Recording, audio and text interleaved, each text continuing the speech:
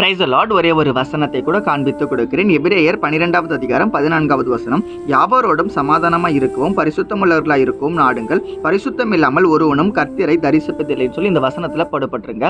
நீங்கள் பரிசுத்தமாக இருந்தால் தான் தேவனை தேட முடியும், அவரை தரிசிக்க முடியும். அதனால நீங்கள் என்ன பண்ணுங்க, எல்லாருக்கிட்டையுமா சமாதானமாக வாழுங்கன்னு சொல்லி இன்னைக்கு ஆண்டவர் நம்மளை பார்த்துங்க சொல்றாரு. ஆனால் வாழ்றது கொஞ்சம் கஷ்டம் தாங்க. பக்கத்து வீடுக்காரன், சொந்தக்காரங்கிட்ட, ஃப்ரெண்ட்ஸ் கிட்ட, பேரண்ட்ஸ் கிட்ட எல்லாருக்கிட்ட சண்டை போட்டுனே தானே இருக்கீங்க.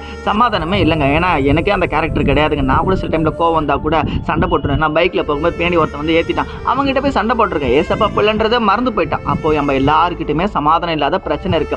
சமாதானமா வாழணும் தான் ஆண்டவர் நம்ம கிட்ட விரும்புறாருங்க.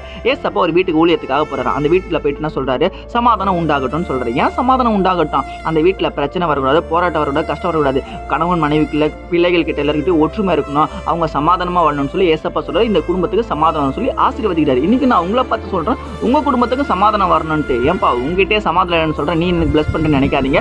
நான் சமாதானமா வாழ்றதுக்கு முயற்சி எடுக்கிறேன், நீங்களும் முயற்சி எடுங்க. ஆனா இது ரொம்ப கஷ்டம் தாங்க. உங்க பக்கத்து வீட்டுல தண்ணி ஊத்துறா, ஏன்டா என் வீட்டுல தண்ணி ஊத்துறா, ஏன்டா என் வீட்டுல குப்பை கொட்டணும், சண்டை போடாதீங்க. எல்லார்கிட்டையும் சமாதானமா இருங்க.